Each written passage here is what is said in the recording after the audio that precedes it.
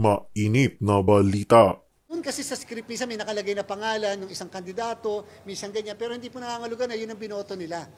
Talaga pong ganun lang yon kasi yun po yung purpose ng encryption. Chairman George Garcia, naglolokohan lang tayo dito kapag walang paraan para sa isang botante na ma-verify if yung encrypted ballot ay pareho doon sa ballot na kinast nila.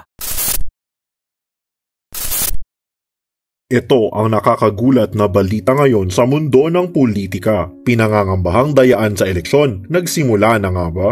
Tuluyan na ngang sinimulan ng Commission on Elections ang internet voting para nga sa mga overseas Filipino workers na gaganapin sa loob ng 30 araw. Ngunit tila kasabay rin ito ay ang matagal nang ikinakatakot ng mga botante na di umano ay ang posibleng pagmamanipula sa kanilang mga boto. Usap-usapan nga ngayon sa social media ang ilang mga post ng mga OFW at mga sikat na vlogger na nagpapakita na di umano ay matapos bumoto ay tila iba raw ang lumabas ng mga pangalan at party list sa kanilang balota na talagang nakakagulat. Agara namang nagpalusot itong si Commission on Elections Chairman George Garcia na di umano ay hindi raw dapat mabahala ang mga botante dahil ayon pa sa kanya ang mga nakikita nilang resulta na lumalabas sa QR code ay isa lang indikasyon na naging matagumpay di umano ang kanilang pagboto at ang tunay na resulta ng mga pangalan ng aktwal nilang isinula at binoto ay hindi raw talagang makikita dahil encrypted di umano ito. Matatanda ang dati na itong binanggit ng CPA lawyer at isa ding IT expert na si Attorney Harold Respicio na talagang pwede daw ma-hack ang isang makina lalo na kung nakakonekta ito sa internet. Ngunit sa halip na tugunan at ayusin ay pinalagan nga ito ng Commission on Elections at sinampahan pa siya ng kaso at talagang lalo lang nagpatindi sa mga pagdududa ng taong bayan. Chairman George Garcia, naglolokohan lang tayo dito kapag walang paraan para sa isang botante na ma-verify if yung encrypted ballot ay pareho doon sa ballot na kinast nila. Ang best practice ay yung katulad sa Election Guard na open source ng Microsoft kung saan yung botante ay pwede niyang randomly i-check kung yung encrypted ballot ay pareho sa balota na fill out niya, pero dapat itong revealed na balota na ito ay dapat i-spoil para hindi maibenta ng botante yung kanyang boto. Kung yung number one suspect natin na mandaraya ngayong eleksyon, which is yung COMELEC, ay siya rin ang may access sa database ng online voting, pwedeng dayain ng COMELEC ang resulta ng online voting up to the last minute ng eleksyon. The only way na ma-secure totally ang resulta ng online voting is gayahin yung ginagawa ng mga nangungunang cryptocurrency sa buong mundo, which is lahat ng transaksyon ay cryptographically signed at rinirecord sa blockchain at yung mga database ay decentralized at distributed. Ang downside lang nito ay pwedeng maibenta ang boto ng mga botante sa online voting. Pero okay lang ito kasi yung typical na gumagamit naman ng online voting ay yung mga OFW at hindi sila yung tipo ng tao na nagbebenta ng boto. Pwede nilang makita pa rin yung mismong encrypted votes nila. Pwede pa rin makita anytime. Kahit 2 linggo na nakalilipas, pwede pa rin nilang makita. Pero hindi po nila makikita yung mismong pangalan ng mga binoto nila. Kasi nga po na-encrypt na. Once na nakas yung boto, encrypted na. Pero kahit kopyahin nila yung mismong encrypted na salita o script na tinatawag, ikumpara nila sa bawat araw na lilipas, pare-parehas po yun. Kasi ibig sabihin, yung boto niya na andon, na preserve, hindi po nagagalaw. So, yung po ay protection talaga natin upang hindi naman po magamit sa pagpapabenta nga ng boto. Pero naandyan yon at kung gusto nila mag-verify later kapag po tayo natapos sa pagpaboto sa Mayo 12, piprint po yan ng mismo mga post at makikita po nila yung po mismo na mga balota na binoto po nila, kung sila po yon. Yung nakita po niya, yung po yung ballot face.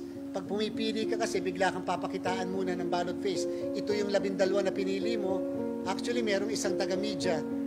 Dapat kasi bawal pero sige na lang, hindi na natin para papail. Merong isa kasi nagpadala ng botante sa kanya, pinakita yung ballot face. Ito, yung 12 pinili niya. At ito yung party list na pinili niya. Later on, papakita ko sa inyo para makita nyo. Sila naman, sa kanila naman galing. And therefore, ibig sabihin, pinicture ng botante yung kanyang balota bago niya i-cast. So, pag pinindot mo na kasi yung cast, mawawala na yon. Bigla na lang papalit doon. ay yung sa QR code, mabe-verify mo ngayon. Pag pinundot mo yung QR code, yung sa QR code, lalabas ngayon yung mismong ballot ID at saka yung encrypted na script. So makikita po natin yon. Doon kasi sa script, minsan may nakalagay na pangalan ng isang kandidato, minsan ganyan, pero hindi po nangangulugan na yun ang binoto nila. Talaga pong ganun lang yon kasi yun po yung purpose ng encryption. Di po ba? So hindi po yun nangangulugan na yun po yung binoto nila. Pero nandun sa encrypted script, yung lahat po ng binoto nila. Later po, kapag ka na-translate na yon into human readable, makikita nila na yun pala talaga ang eksaktong mga binoto. Ang petisyon para ipatigil at pigilan ng Korte Suprema by way of an issuance of temporary restraining order dito sa online voting requirement ng COMELEC sa overseas voters, hindi pa po nagkakaroon ng desisyon. Kaya mapipilitan tayo dahil nagsimula na po ang online voting para sa overseas Filipino workers and overseas voters na bumoto habang wala pang desisyon ang Korte Suprema, which I personally believe gagawa po ng desisyon ng Korte Suprema. Hindi pwedeng hindi. But the voting will be until May 12 pa naman. Mga kababayan nating overseas Filipino workers na nakikinig ngayon, hindi po kayo dapat mawala ng pag-asa. The voting will be until May 12. So kung nagsimula po ito April 14 at hindi po yan matatapos bukas o 1 week lang. It will be a run-through, tuloy-tuloy, na voting until May 12. Okay? So, sakali po na hindi pa kayo naka-online registration dahil nagsarado na, ay pwede pa rin po kayong bumoto pag lumabas ang Korte Suprema na order. Sana po lumabas ng pinakamadali. Because this is a question that needs most urgent response from the Supreme Court, mga kababayan. Okay, bakit ipinipilit nila George Garcia at ng COMELEC ang online voting? Ang sabi ng ating mga nagboto na nanauna, mga at least I received 20 emails na at mga 25 messenger messages na nagsasabi sa area ng Hong Kong, Singapore at Middle East, may nagrereklamo na ang kanilang ibinoboto, like for example, Ipanaw Sambayanan, ang lumalabas ibang party list. So nagdududa sila bakit ang kanilang nilagyan ng shade o check doon sa online voting, iba ang lumalabas. Sa senatorial candidates, mga pangalan na hindi nila kilala ang lumalabas sa kanilang na-check. When they check the print or the digital copy ng kanilang pagboto. That is something that the COMELEC immediately needs to check. Ulitin ko pa, bagamat hindi po pinapayagan yan sa batas na mag-mandatory and compulsory voting, ang COMELEC i-require niya ang overseas voters ng mandatory voting sapagkat yan ay wala sa batas, subalit kung hindi ka boboto dahil wala pang Korte Suprema na desisyon, talo tayo. Ngayon, ang problema naman habang bumuboto ang mga kababayan nating OFW online, nakikita po nila ang sinasabi ko nga 20 emails and 25 messenger messages ang natanggap ni Ka Eric. Puro reklamo. Ang pinakareklamo nila, una, hindi nila nakikita na nag-reflect sa digital print, sa digital copy nila nang chinecheck nila ang kanilang vote register, ang kanilang vote cast, yung inilagay nilang boto online, hindi yun ang kanilang na-check. Like sa party list nga, Ipanaw, hindi nila makita ang Ipanaw na binoto nila. Sabi, hindi namin makita na nag-check kami ng Ipanaw, na hindi lumalabas ibang party list ang sa mga komunista pa na party list na nakita nila. Like itong Alliance of Communist Teachers, sabi, hindi namin yan ibuboto. Ba't lumalabas pag chinecheck namin ang Ipanaw Sambayanan? That's not mine. Galing po yan sa email at galing po yan sa mga messages sa messenger na nagkoconnect kay Ka Eric. Pangalawa, sa senatorial slate line-up na chinek nila from PDP Laban candidates, may 6-7 na lumalabas na hindi nila kilala at hindi nila binoto ng mga pangalan. Okay. So dapat po, ang gagawin ninyo, i-post nyo sa social media, sa Facebook, and then magkuha kayo ng video, i-post nyo rin video nyo, at para lumaganap yan. I-viral natin yan, mga kababayan, para maalimpungatan at mahimasmasan itong COMELEC sa Pilipinas na ang ginagawa po nila ay nakakaduda at nagbibigay po ng pangamba at panganib sa integridad ng buong electoral process. Yor Canilaw Puti, thank you sa panonood. Amil Jiv, thank you ha. So marami ito kahit sa Facebook. Oh. Ayusin nyo yan, sabi nila ng mga taga OFW o mga taga Netherlands yata ito. At marami pang mga nanonood sa Facebook nagsasabi, hindi po nakakabuti sa integridad ng ating eleksyon itong mga panimulang reklamong ipinaabot ng mga overseas Filipino workers na kailangan po nating bigyan ng atensyon dahil ito po ay magkakaroon po ng malaking pagkawala ng pagtitiwala ng mamamayan sa integridad at sa pagiging tama ng eleksyon na gaganapin nitong Mayo. Lahat ng video, sabi ni Pusang Gala, pati ay binoto yun, lumalabas sa papel yun, sinulat kung ano ang lumalabas, pero ibang lumalabas. O Pusang Gala, yun ang problema ngayon. Lalo na sa May 12, online ang machine, magkakaroon po ng problema yan kung ganito na ang nangyayari ngayon, that the machine or digital voting are not reflective doon sa sinasabi ng botante na itong binoto ko, pero ito ang lumalabas na nakikita ko sa digital copy. Which ito ngayon ang common. Ulitin ko ang nagrereklamo ngayon na area, Hong Kong, Singapore, and Middle East. Hindi ko pa alam sa ibang mga bansa kasi tatlo halos doon umiikot ng mga reklamo. Sabi ni Amel Jib, itong abogada ng CPP, NPA, NDF, ang pangalan niya ay si Cristina Conte. Yun pala, konti na lang ang utak niya. I like that, Amel Jib. You nail it. Tama talaga, sabi ni BP Sara. Bobo ng mga abogado yan. Nag-aabogado para sa interes ng komunista at mga terorista, hindi para sa batas. Okay. Pangalawa po, hindi pwede na tumahimik ang COMELEC. We demand to the COMELEC, i-share niyo po itong video ni Ka Eric tungkol dito. The COMELEC needs to be transparent and the COMELEC needs to be accountable and open to respond dito sa mga reklamo na valid. Kung hindi man nila ito ma-prove ng mga nagre-reklamo, then make a very categorical explanation bakit lumalabas na iba't ibang lugar sa iba't ibang panig ng mundo may pumapasok na nagre-reklamo that the digital copy or the digital record of their votes na kanilang ginawa sa online ay hindi tumutugma doon sa kanilang ibinoto. Ayun, ipaliwanag nyo yan na COMELEC, no? At ito ay mayroon pang time kasi there will be almost 1 month online voting for overseas Filipino workers.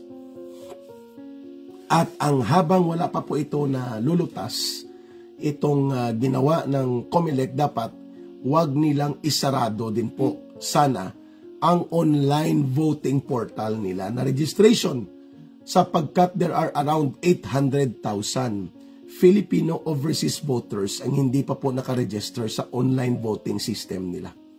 Subalit sila po ay mga qualified voters. So ito pa problema yan. Dahil walang utos ang Korte Suprema sa COMELEC ngayon na ipatigil ang online voting which has no basis in law, mapipilitan ang overseas Filipino voters natin, OFW at iba pa, na bumoto online. Hindi nga nakaregister online as voters, although they are registered voters in the Philippines.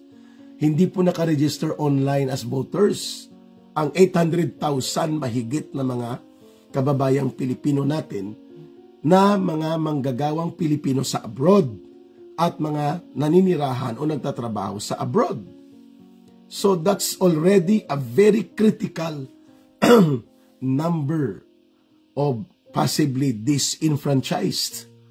Hindi ko pa sinasabi na yan na ang final dahil pwedeng ipagmando ng Supreme Court sa COMELEC na pabutuhin ito sila o bigyan sila ng karapatan na bumoto by physical voting doon sa mga designated consular offices area or embassy areas na nagtakda na dito kayo pwedeng bumoto. Physical voting. Ibig sabihin, pupunta ka doon at mag-cast ka ng vote mo doon.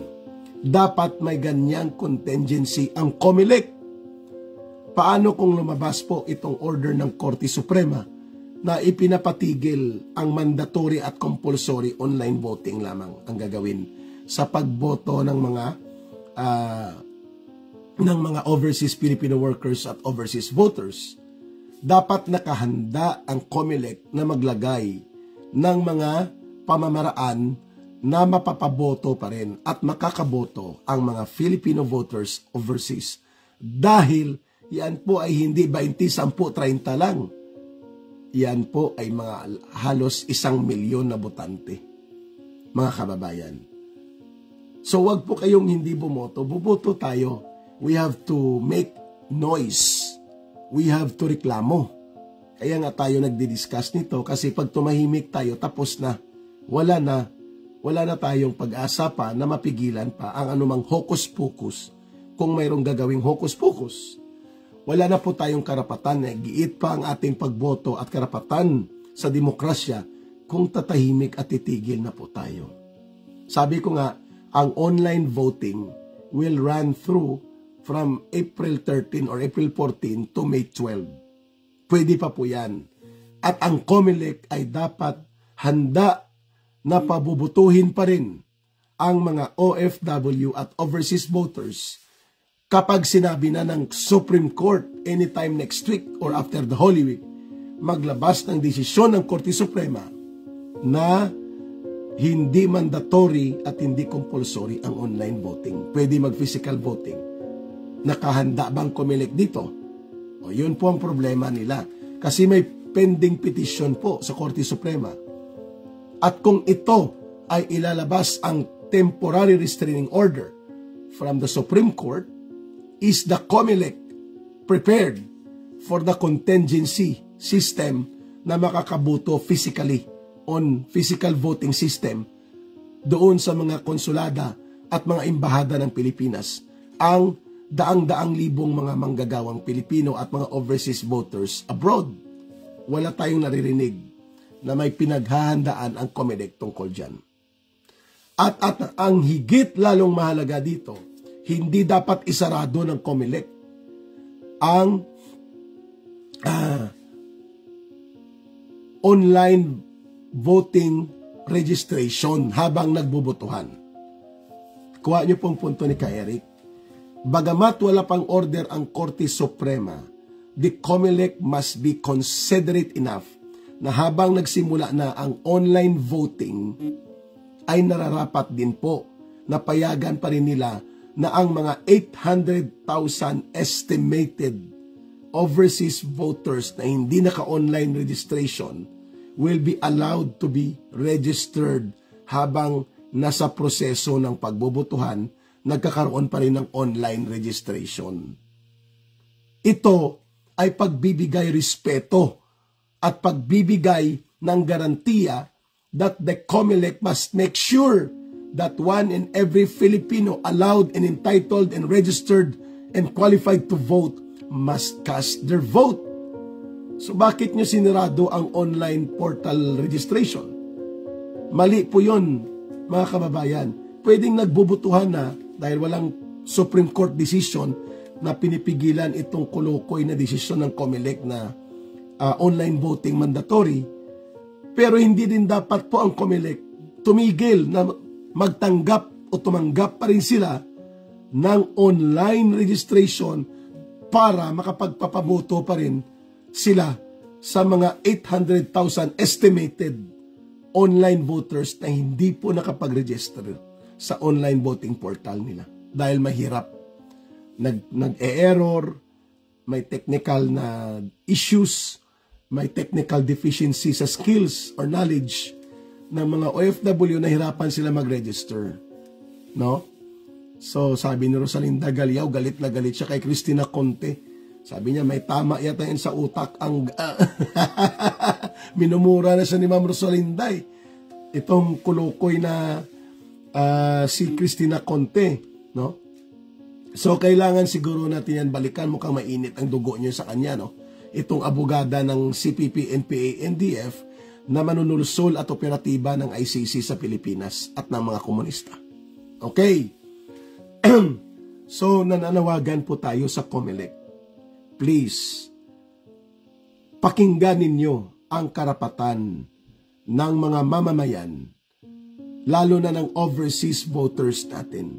Huwag niyong isarado ang online voting registration portal para makapagrehistro pa rin po ang mga mahigit 800,000 na mga manggagawa na mga Pilipinong kababayan na nasa abroad at mga botanteng mga Pilipino na sa abroad.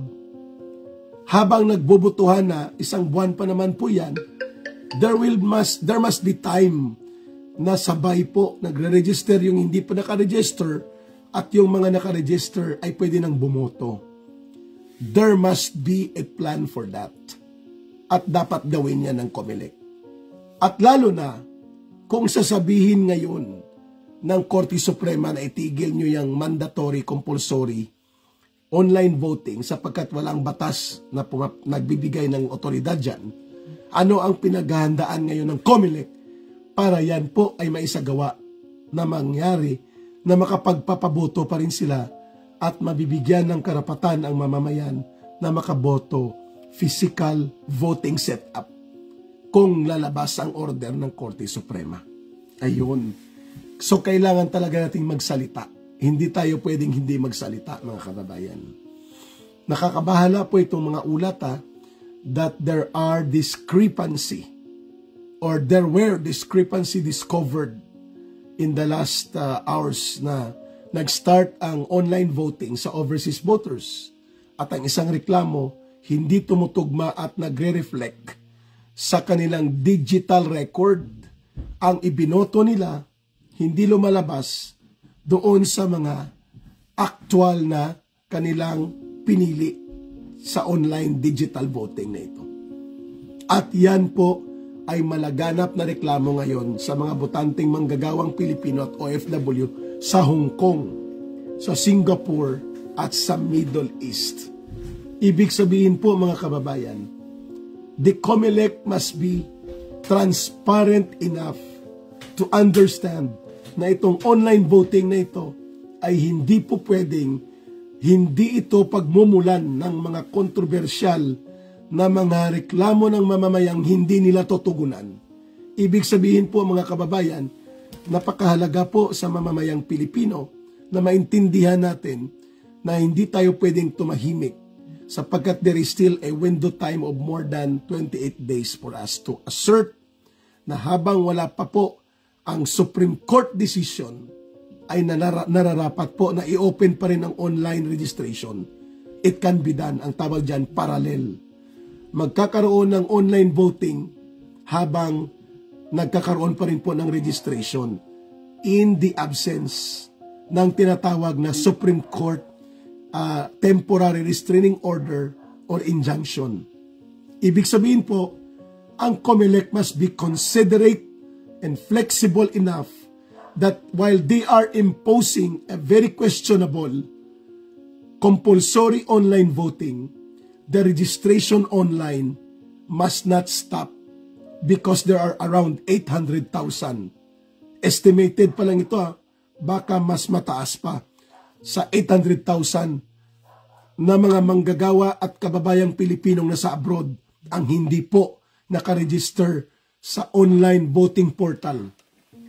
At kukunan ko po mamaya, mag-interview ako dito kina Brother Pong at kina Ma'am Banji ng kanilang reaksyon before ako mag-end, Brother Pong. Dahil ito sila po ay mga organizers ito ng ating mga kwakanang yung